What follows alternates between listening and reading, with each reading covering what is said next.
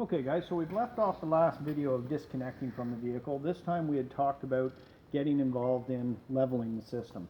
So we've just arrived at our campsite. First thing that we want to do before we start to maneuver the trailer into place is we're going to remove our bars remaining hooked to our vehicle. That gives us the freedom to, if we need to, jackknife it into place before we start to level it. Now, for demonstration purposes here today, we've had to use a rub down just to ensure that our blocks don't slide on us. But first thing we would do before we disconnect, we would come all the way to the back of the trailer. We would have a look at our level and see where we're sitting.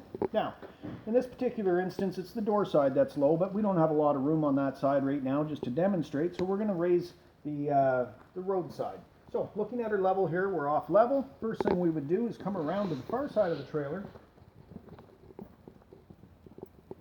We would take our plastic leveling blocks. A lot of us refer to them as adult Lego.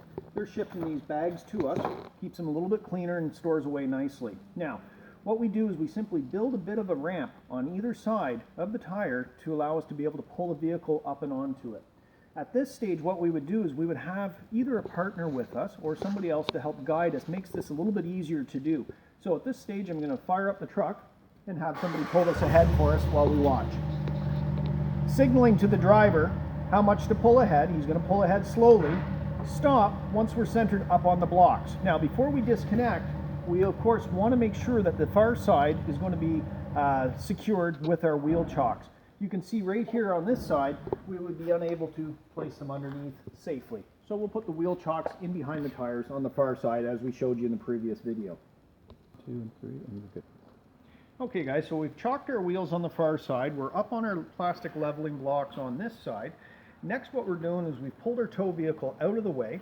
That now gives us the ability to level the trailer front to back. To do so, we're going to use our power tongue jack. We can just simply go up or down depending on where the bubble needs to be. Now, this is all done for demonstration purposes. We're not going to fully level this trailer for you, but you guys will get the concept in all of this. So we've placed our level now on our front tongue, just to kind of have a gauge as to where the bubble is. We can double check which way we need to go, whether we need to come down in the front or up in the front. Currently, we need to elevate the front. We're going to extend the front jack until the trailer itself is level front to back. Then we're going to proceed to use the stabilizer jacks to fine-tune our level slightly. Okay, so we brought the unit up level. We verified here. Next, what we're going to do is we're going to use either our manual crank handle or our handy-dandy drill adapter to speed up the process to bring our stabilizer jacks down to the ground to fine-tune our level left to right.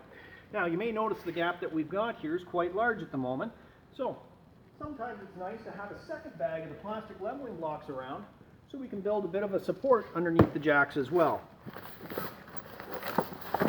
So in this particular case, we'll put 3 down just to kind of demonstration reasons.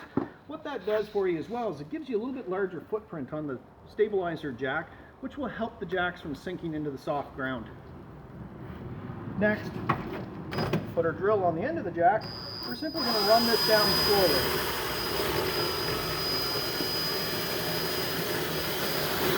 Usually what I like to do is I like to bring all the jacks down to the ground just to kind of get us positioned a little bit as to where we are. Now we're going to check level left to right, and if we have to, we can fine-tune. If your drill doesn't have enough power, we can simply use the manual crank handle at this stage to give it an extra turn. Okay? That's going to put some tension on the jacks as well as fine-tune your level left to right.